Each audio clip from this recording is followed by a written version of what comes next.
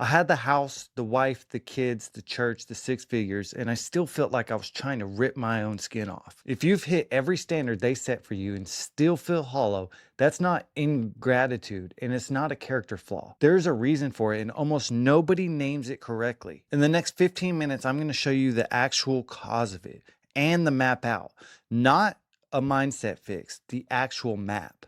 I'm not telling you this from the other side. Foster care, meth at 13, prison. And when I finally got recovered, I did everything right. And that emptiness was still waiting for me. There's one stage of this that everybody quits. And most men quit because nobody ever told them that it was a stage. And I'll show you exactly where it is. Let's start. You've probably read a lot of self-help books and have this view of yourself that maybe it's not possible to do anything about your current situation. I'm here to tell you that you don't have to live like that. You don't have to be oppressed by your thoughts. And it sounds easy to say, and it is easy to say, but the fact that you can believe that and actually strive towards something better is what the human ability is. Our human ability is to change, to adapt, to grow, to persevere, to be consistent, to persist. That is our right. So where you're at now is only temporary. But if I can move out of where I was and watch hundreds of different men move out from where they were, then you can too. There is no bottom that you cannot climb out of. Your body doesn't know the difference between crisis and danger. The body is fixed and the mind starts to follow. Our body is the host for our mind. If your body's very rigid and is not taken care of, then you will constantly send signals to your mind that you are in danger rather than just a temporary crisis, like the saber-toothed tiger metaphor. And when we were hunter-gatherers, the saber-toothed tiger metaphor is when they would come around, our bodies would be would go into this hyper autonomic nervous system state where we just react on impulses. And so that's how we've been living even in today's society. And that's how most of us have been living. Body braced for something that isn't there and the mind trying to fight something that it cannot see. Here's the part that I want you to hold on to. There's a point in this work where things get worse before it gets better. And that's the stage that nobody tells you. That's not you failing. And almost every man that I've ever worked at quits at this point. I'll come back to it because if you don't know it's coming, it will take you out. And so we're going to reframe that to support a body that is not in danger or in crisis mode. So this isn't therapy. This is action first. It's practical, physical, and action-based from day one. And at times it's going to be challenging. But I promise you, if you do this in the next 30 days, your life is going to be completely different. Not your external life, but the way that you view yourself. So this is not therapy because we don't necessarily talk about the feelings. And I would venture to say that men don't even know how to talk about their feelings because I didn't for a long time. I didn't know how to be vulnerable. I didn't know how to do all of that stuff. And so what we want to do is we want to look at the stuff that causes our emotions and our feelings to swing, rather than look at the emotions and the feelings themselves, because those are symptoms of something deeper. The Rubin Hurricane Carter, they can incarcerate my body, but they can never incarcerate my mind. Rubin Carter was a boxer, and he was wrongfully convicted of murder. He spent 20 years in prison before he was finally freed or found that there was error in his conviction. In 20 years, they never imprisoned him. Yes, they put his body in prison, but his mind was never in prison. He didn't see it. It didn't exist for him. And so I'm bringing this up because the fears, the oppression that you've experienced from your own mind is only an illusion. It's not fixed. And we can break that. We can dissolve those boundaries. We can expand your limited beliefs into something greater, something that reflects more freedom than anything else. And I don't mean freedom in the sense in the physical way. I mean freedom in the way that you can do and be whoever you want. And you don't have to be shamed for it. You don't have to feel like you're guilted for being the person that you choose to be. And I'm going to show you how to do that. Real quick, everything that I just walked you through, the whole first stage, the diving suit, the tracker, the daily work, it's all free in the link below. It's the same thing that I'm doing for the next 30 days and so on. It's the 30-day standing again challenge. That's the floor, not the goal. But you can't build on anything unless you have solid ground to stand on. In my childhood, I suffered from foster care, drug addiction. My first hardcore drug was at 13 when I used methamphetamine, and it just took off from there. So I was trapped in the addiction cycle for a lot of years. Suicidal thoughts, insane institutions, orphanages, deep isolation. Even whenever I was at school around people, but I didn't know how to communicate to people. I didn't know how to be myself, even when I was at home. And in order to be okay with that, I put drugs in me. And this leads me to drugs are a solution to an internal problem, the human condition, this emptiness, this void. And working with so many people for the last 11 years, I found out that most people on earth suffer from this emptiness, from this need to connect to something or this need to express themselves. And we all suffer from it because we've been so detached from that inner voice of ours. But what I see is that this is the internal condition, this is the human condition. And as a result, we can't meet the need to be fulfilled. And so we distract ourselves. You distract yourselves with social media, with food, and sometimes with over exercising or workaholic or name it. Whatever your vice is, something that you have filled this void with, and it's never been enough. We can't express ourselves in the way that we want to. And unfortunately, we end up in this invisible cage in our mind trying to tiptoe around what the social norms are. But we're going to break that.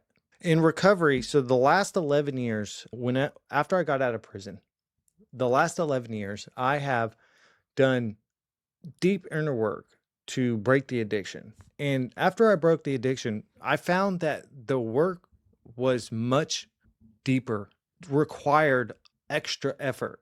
It wasn't the drugs and the alcohol that was my problem. It was, like I said, this human condition. And so as a result, I've been helping men who experience the same symptoms as I did, this emptiness. And they're not drug addicts or alcoholics. They're just normal, everyday working people who want a better life for themselves and cannot seem to find fulfillment in the frameworks that have been told that they must live in. I've done a lot of inner work, man. I've done a lot of picking apart, looking at me as a system. I went to school for chemical engineering from the ages of 26 to 30, and I learned frameworks, I learned systems, I learned engineering, I learned to be able to pick things apart at a fundamental level and synthesize other information. And so I started looking at me in that way. And then I started looking at the men that I would help in that way, systems, things that could be improved. And the reason why I'm saying this is because you don't want somebody to look at you with an emotional attachment, and you want somebody to be able to look at you from a perspective that looks at the different components and sees where the shortfalls are. And so that's what I do. I look at the human with compassion, but I set that compassion aside and look at it at a system for when we need to look at things and repair them.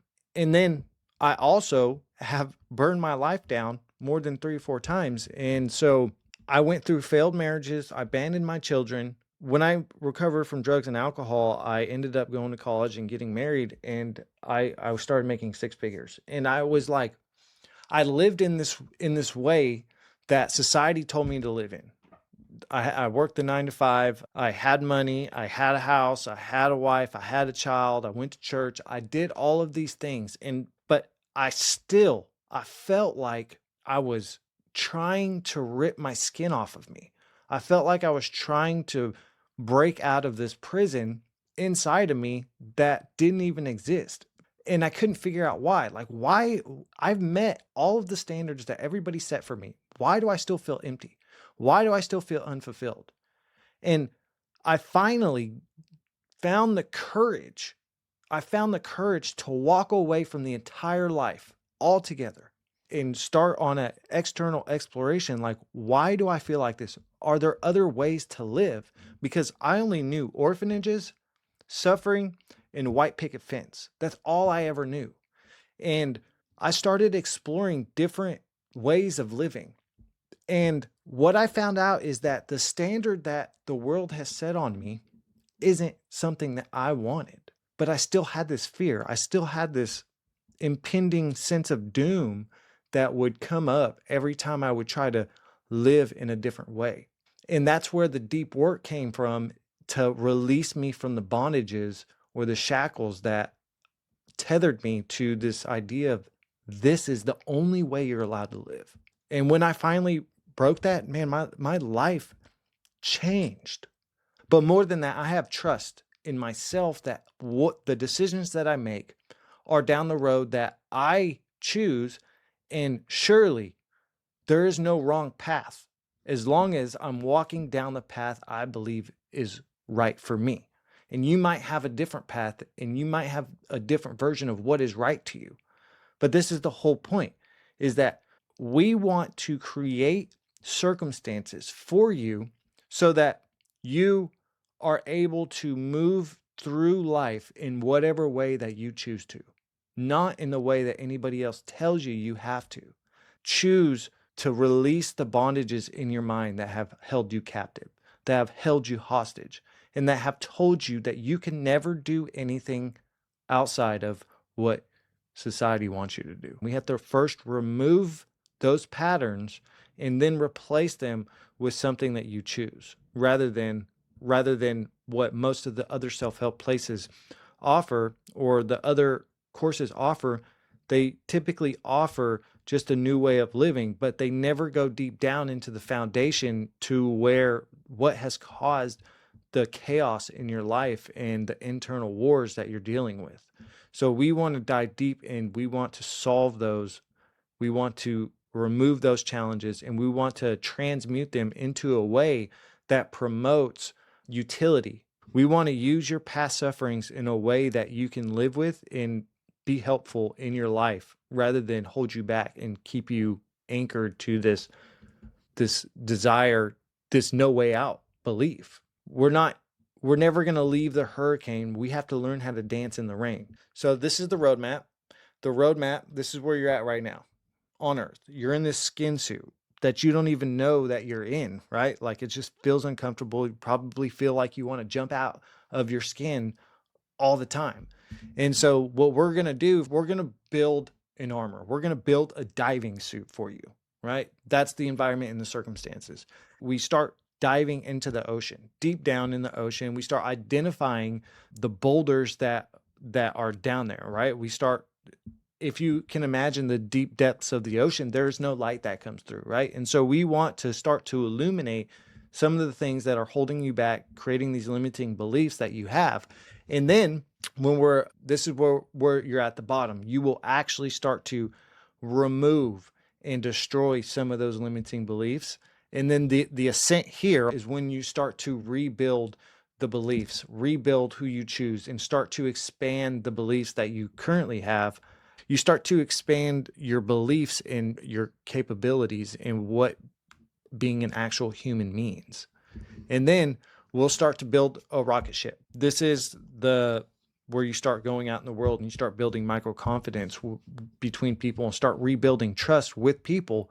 Trust that you are somebody who is reliable and somebody who they can lean on in times of need and times of challenges, because you've dealt with your challenges. You've dealt with that internal void. And so this is where we build the rocket ship. And then what you will do is we'll launch off in a rocket, and then you'll land onto the moon.